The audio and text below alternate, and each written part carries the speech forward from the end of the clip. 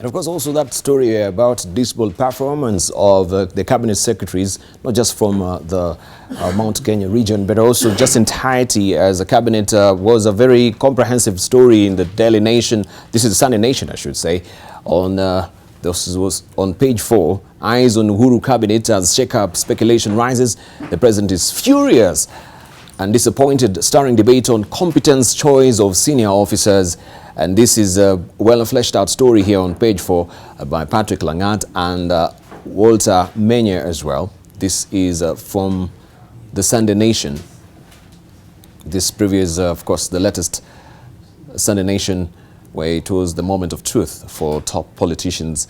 This is what is, of course, they are alluding to as well. But we want just to also hear from our panelists this morning about that particular move.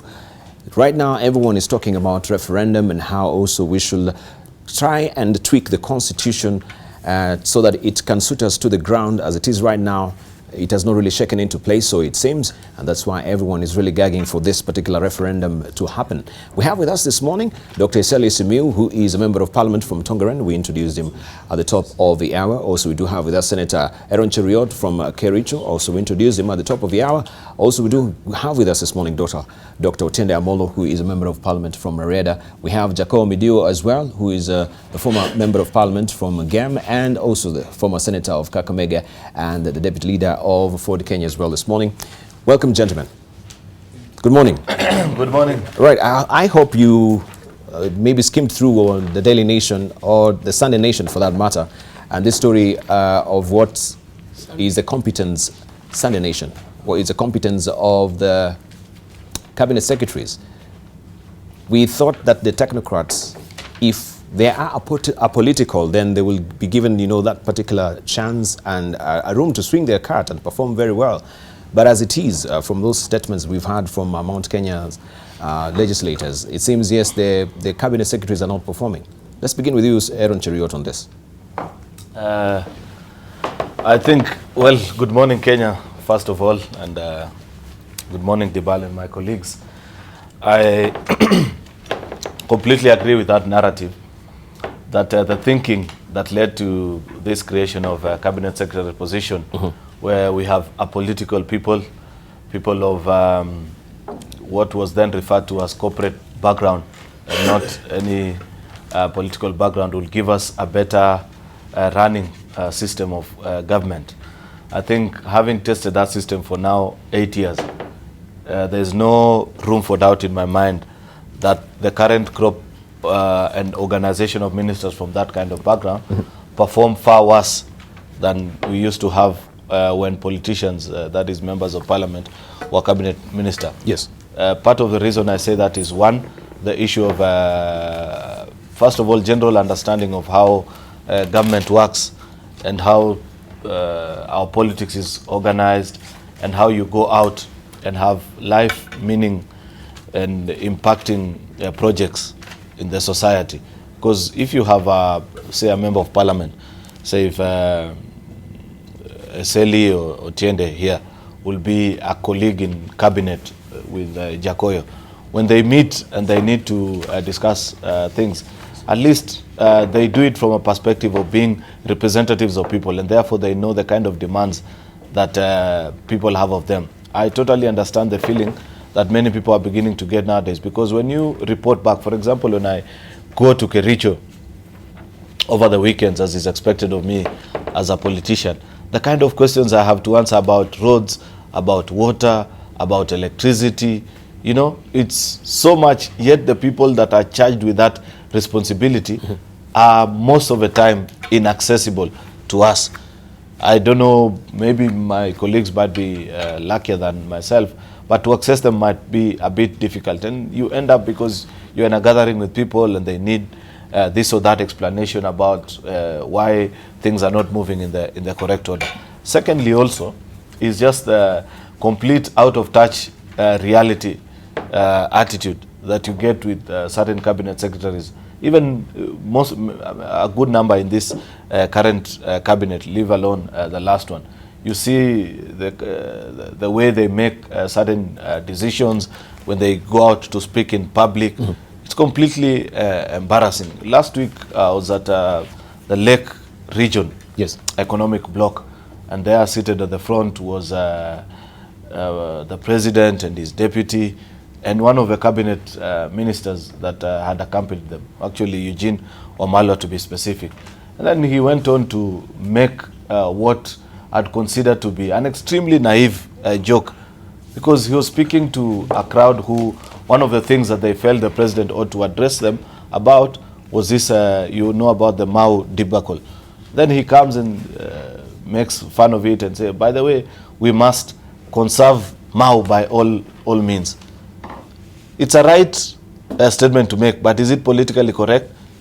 They ended up embarrassing the president, and it looked so awkward. When people left, they were discussing and wondering, who was that fellow that came and appeared before us? What was he telling us? Because conserve Mau is a political, it has political connotations, you know. At whatever cost. How people listen to it is that the cabinet secretary actually is telling members of that particular community that you must, we will evict you out of that forest whether you like it or not, whether you have titles or you don't.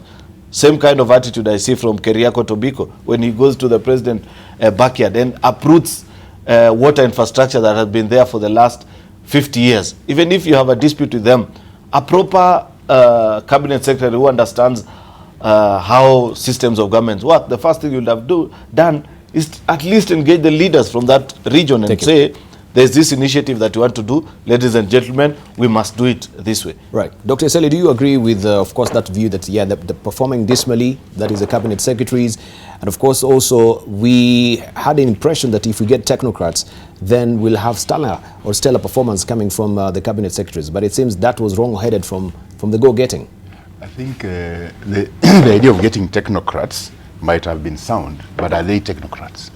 All of them. The fellows appointed to those cabinet positions, are they really technocrats? But another issue which we should not lose sight of is that the apparent non-performance of these people is a reflection of the way the Jubilee reconstituted their administration, in the sense that people with experience, with knowledge on how to run certain dockets were actually shunted aside.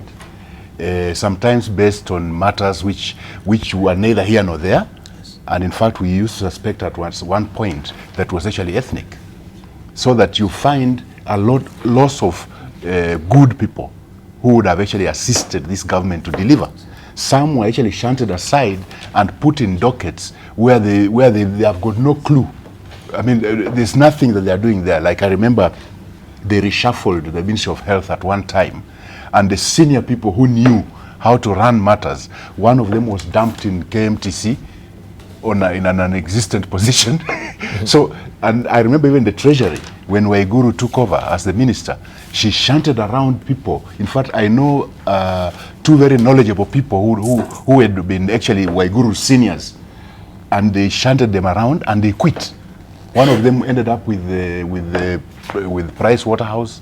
Another one ended up with one of these consultancy companies, because they were virtually shunted out. So the fact that these ministers are not performing is not a reflection of the ministers alone, the CSS alone.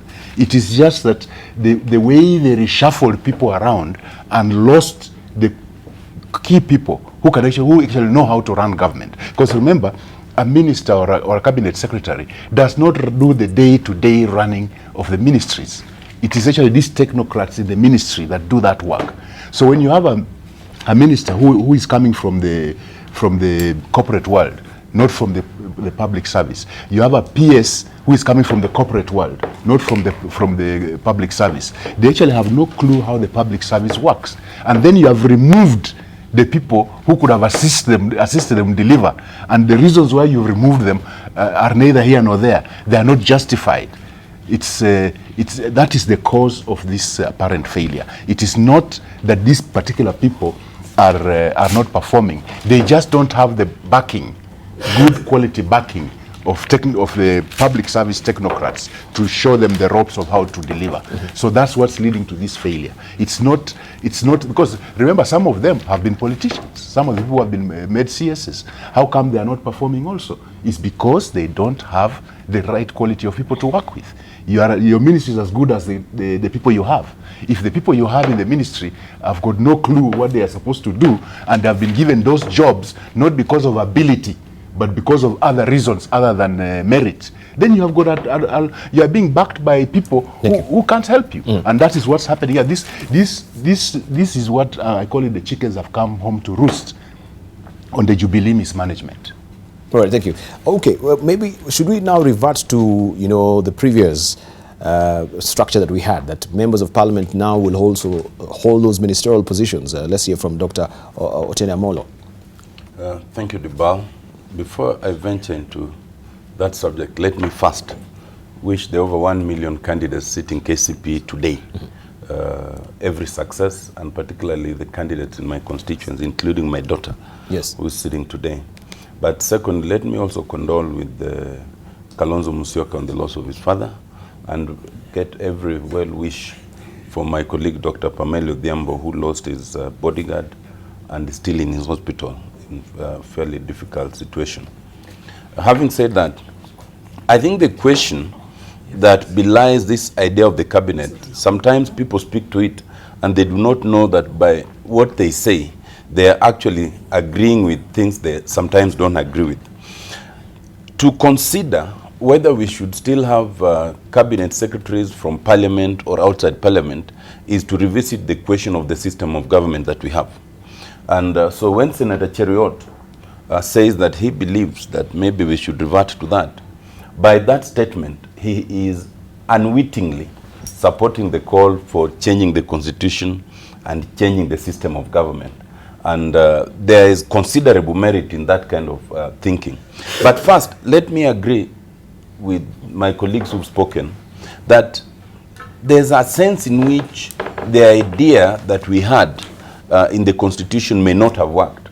But it's not that the idea itself was bad. It is that the execution has been bad. To say the truth, first of all, while the initial batch of cabinet secretaries, when President Kibaki came in, were more of technocrats, we have seen that the current batch are more politicians. And even they practice politics in their daily utterances and what they do. So strictly speaking, the original idea may have been bastardized.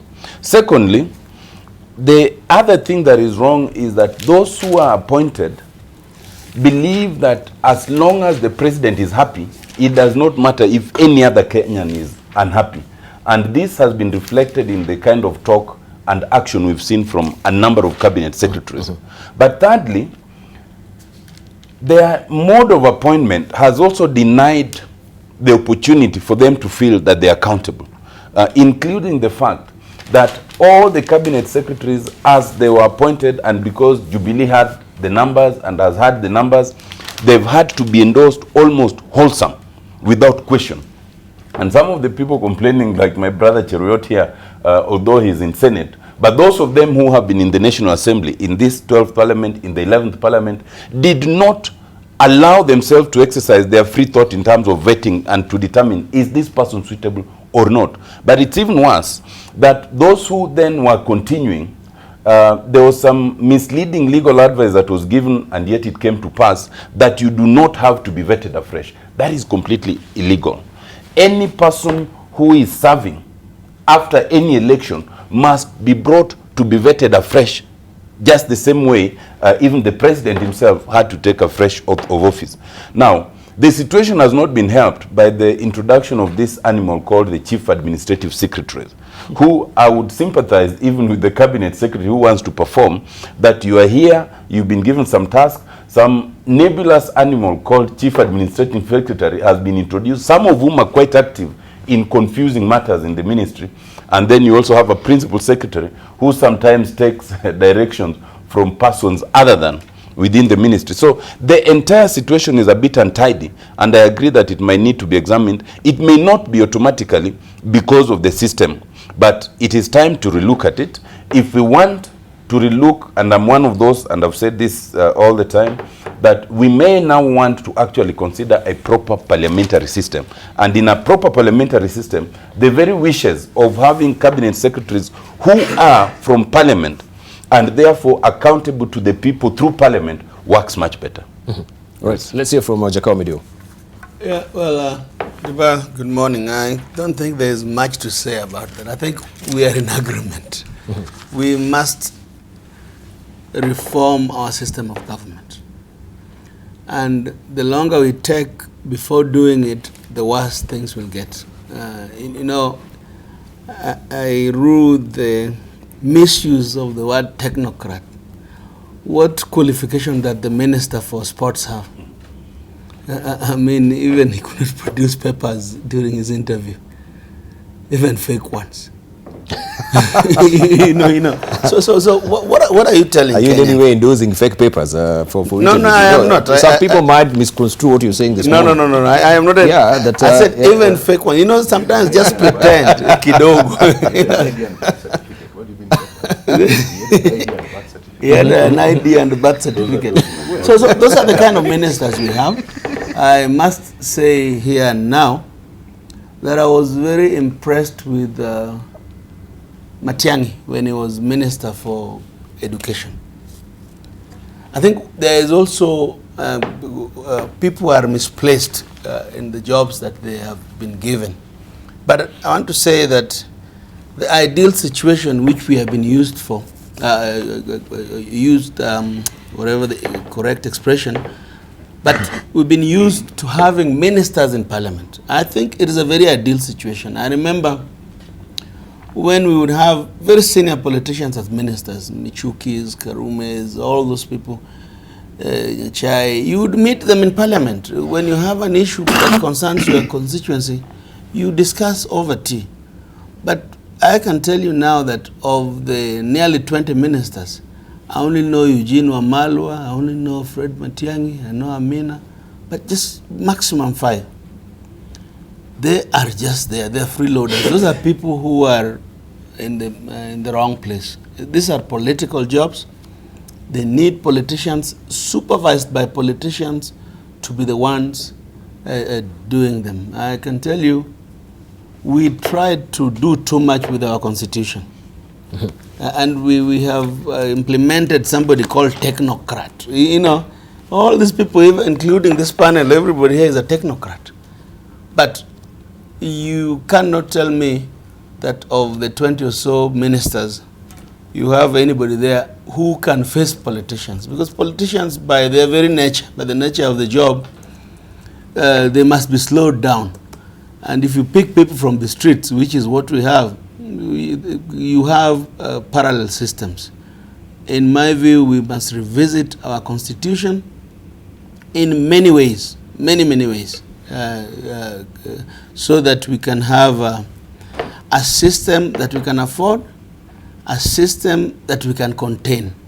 Because, for example, if Utedi Amolo today was a minister, or Dr. Eseli Simiyu, or Aaron Cheriot, because they are members of parliament, then we would not have to pay 2 people 2 different salaries to do the same job.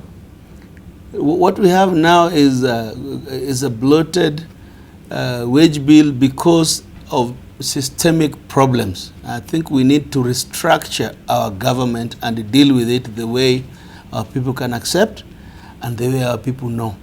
I think the sooner the better, Diba. The sooner the better. Let's hear from Bone Halwale. Good morning. Good morning, sir. And I want to take this opportunity to wish our children well and success as they sit their exams. Before I comment, allow me to plead with this panel that if we must criticize the education of people who are not here, including ministers, we should also tell the country our own education and background. There is nowhere in the Constitution of Kenya where it demands that a minister must be a PhD holder or what have you.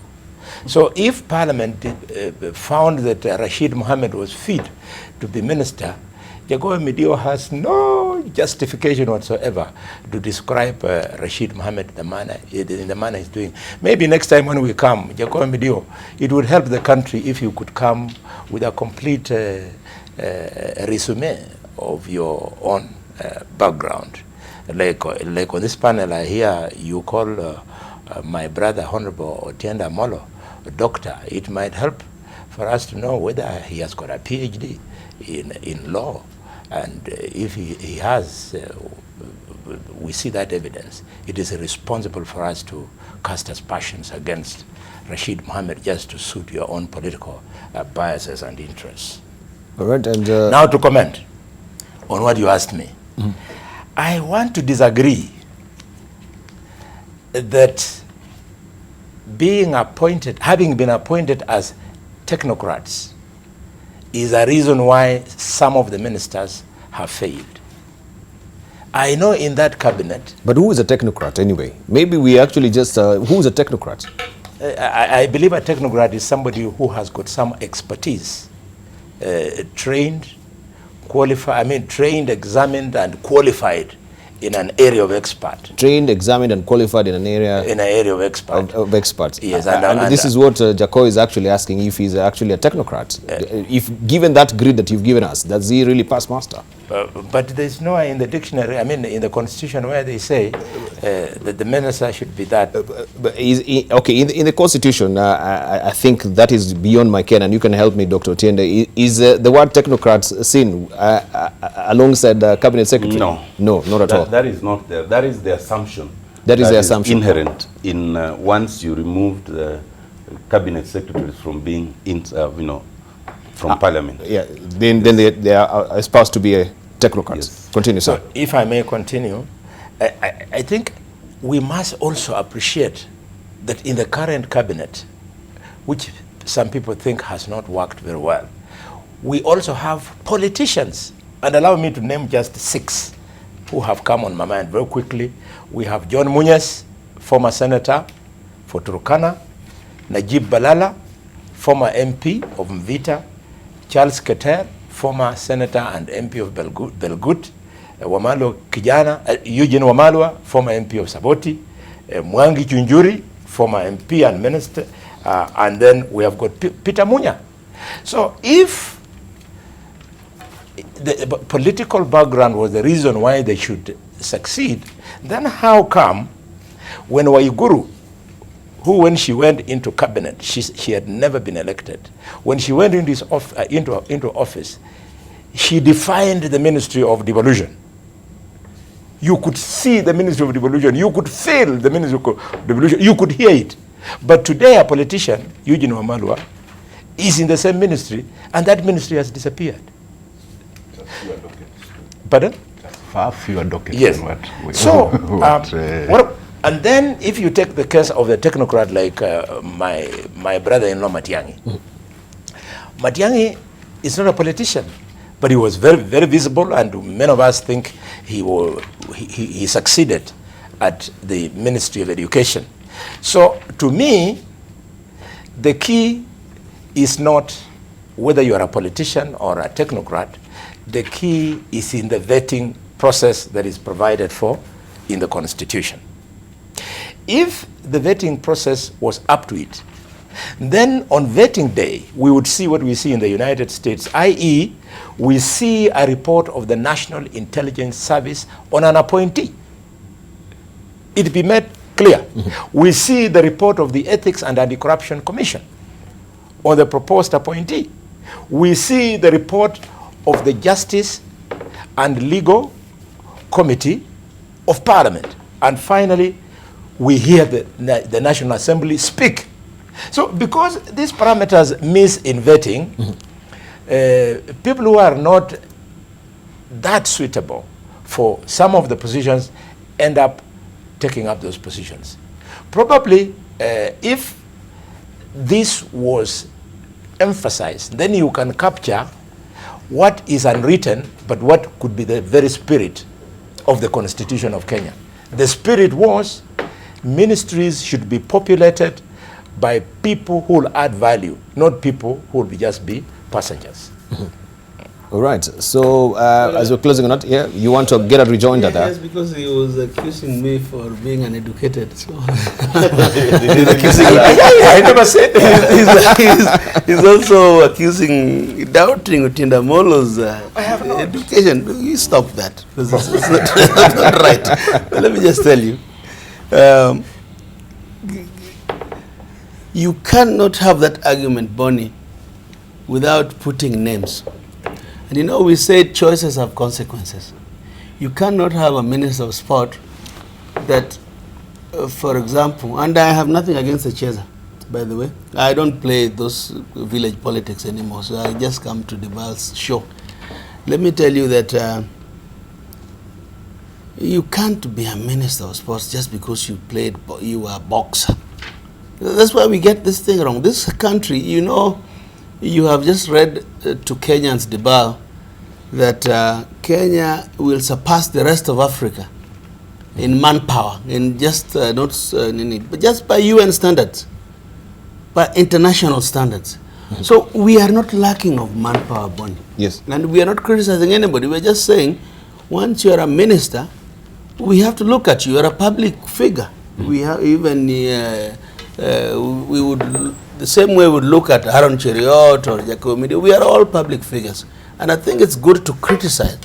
This is our government. There is no other country, and when somebody is wrongly constituting it, we must criticize. What they have done, the Jubilee government, is to constitute the government wrongly. The way Dr. Eseli says, Kenya has enough manpower. We can look good. We can choose to look good, or we can choose to look bad the way we are looking bad. But you have people who are not fit enough to hold those positions as per the spirit of our constitution. That we must talk about, Debal. And I think that's where the problem is. Sugarcoating it may work, thank you, but will not work for a very long time. Thank you. We need to take a short break right now. It was unfair for Khalwale to compare Eugene Wamalwa and whoever was the Minister for Devolution. Anne Waiguru. Remember, the Ministry of Devolution was really, most departments were removed, including planning, the Central Bureau of Statistics, and all those. So that it was just left a skeleton. That's probably why Waiguru appeared more powerful than what Eugene is, because what he has got there is a skeleton. It's not the ministry as it was before. So I think it's wrong to make that comparison. Okay. But let me clarify. The point I wanted to make. Let's hear from Motene Amolo, please. Let me clarify, because Dr. Halwale, who is a trained medical doctor, but branched into bullfighting, but has recently become politically itinerant and also somewhat politically intolerant. Let me clarify to him the question that was posed. The word technocrat does not appear in the Constitution. What Article 152 does is to say that the President shall appoint cabinet secretaries who shall not be members of Parliament.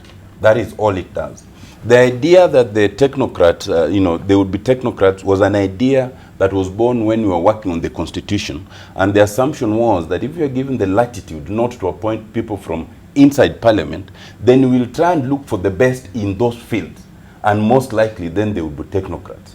But speaking for myself, my brother asked about my qualifications. I am one of those whom he vetted twice. When I was going to the committee of experts, when I was going to be ombudsman. So he's well aware of my qualifications.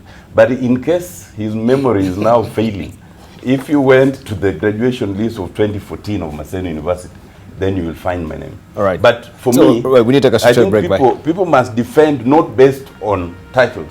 I am one of those who believe that even without title, you can still be a good cabinet secretary, but provided you are actually able to perform. Right. Thank you. Welcome back. You're watching People and Politics here on AM Live, and the conversation continues apace with our panelists. We're discussing a raft of issues as far as the rough and tumble of politics is concerned in the country.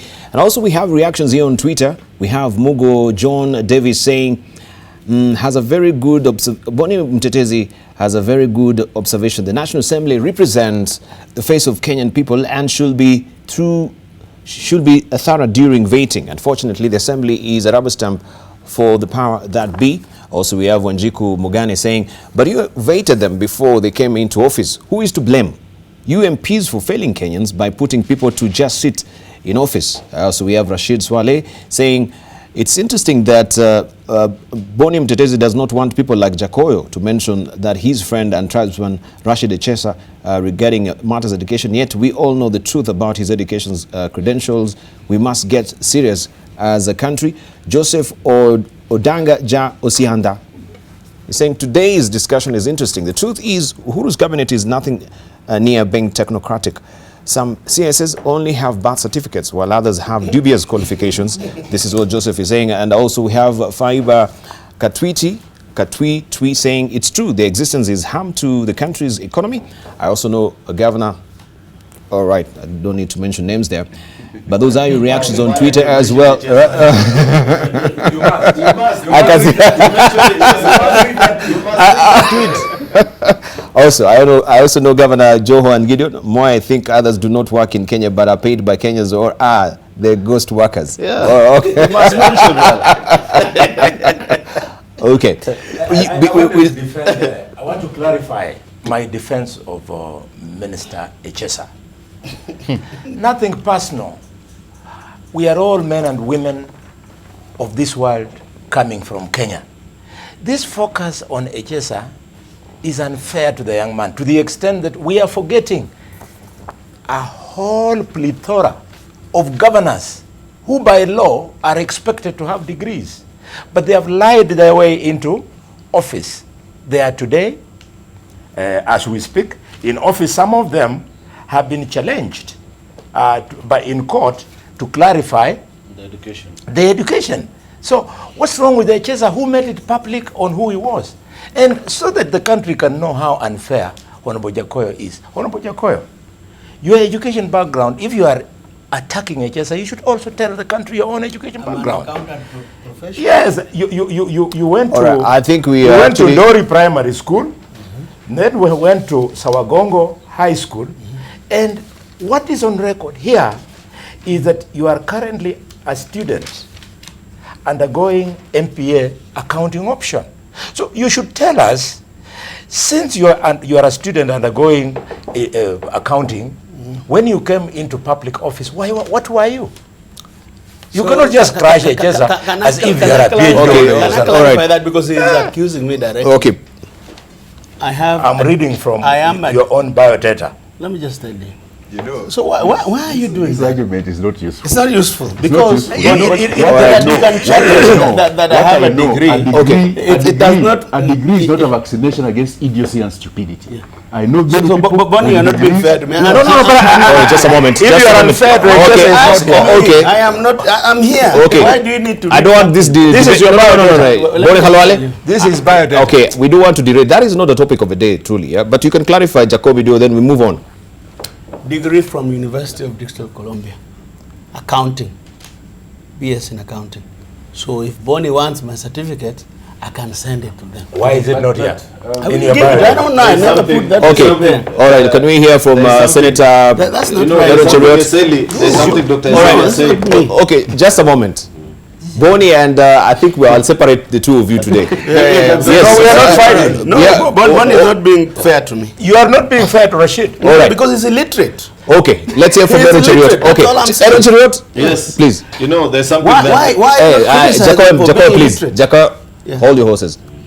There's something that Dr. Oselia said. I don't know if it was in defense of Echesa or just by General. mentioning, which is a very good point, that a degree is not a vaccination against stupidity and idiocy.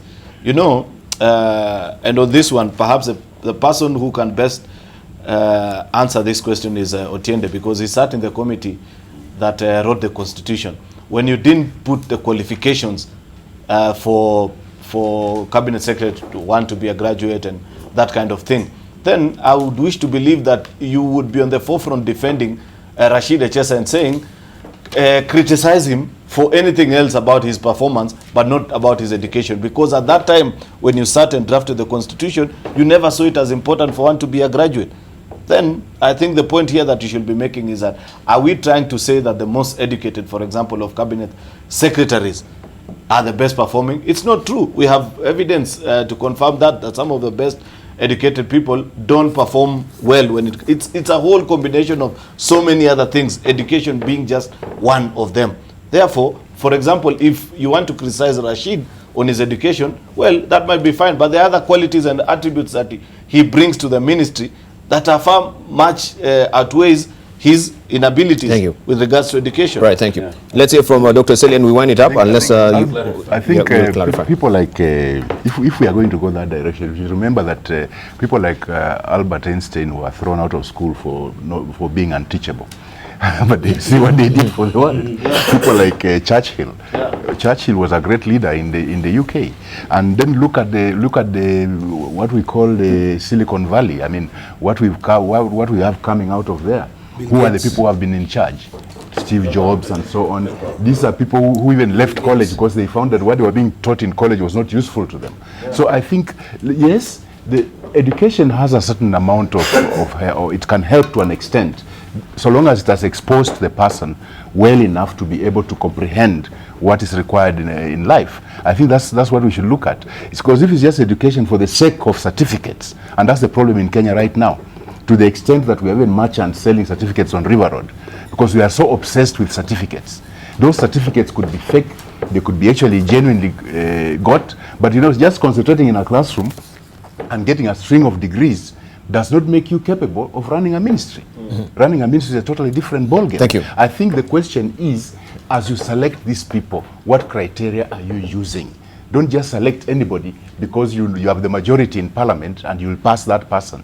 Even if that person is not going to perform, whether he has a PhD or is a nursery school dropout, kindergarten dropout, it doesn't really matter. It's what abilities does this person bring on board. Thank you. Right. Finally, let's hear from Dr. Otende Amolo. I think let's not lose the debate. The original debate was the idea of cabinet secretaries being technocrats and have they performed. And I think the point we were making first is that, strictly speaking, the cabinet secretaries we have cannot be described as technocrats because some may not fit that bill. But that is when Dr. Boni Halwale then removed it from that debate to the personal. But the second point, and I've considered this, Senator Chiriot, that I believe that the overriding question should be performance, not necessarily qualification. Exactly. But in performance, the question then must be asked, are you sufficiently educated to understand the job that you need to do? Say you are the cabinet secretary for finance and you want to explain away the budget.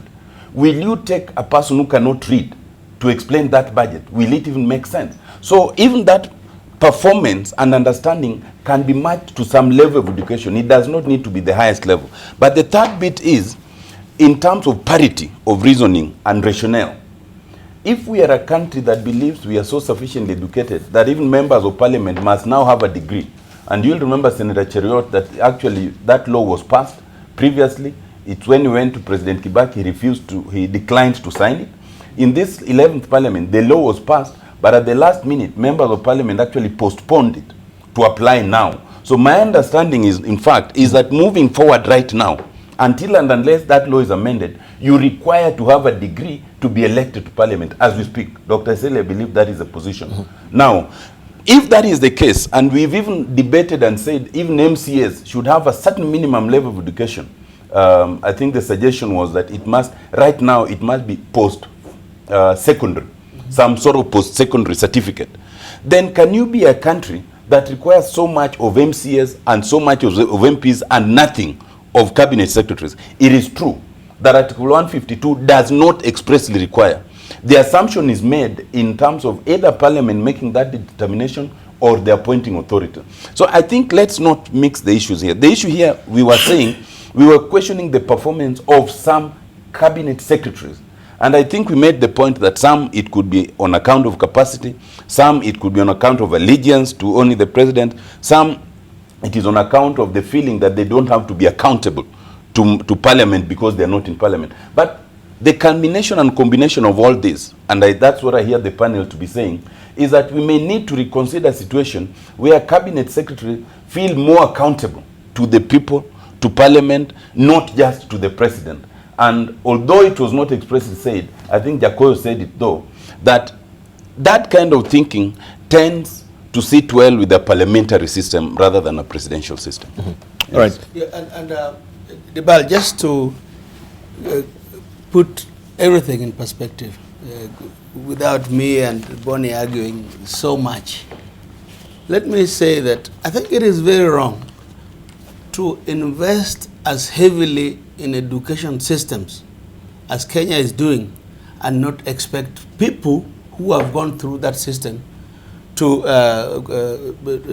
be given the right jobs. Because I'm a believer. I've been a member of parliament for 15 years.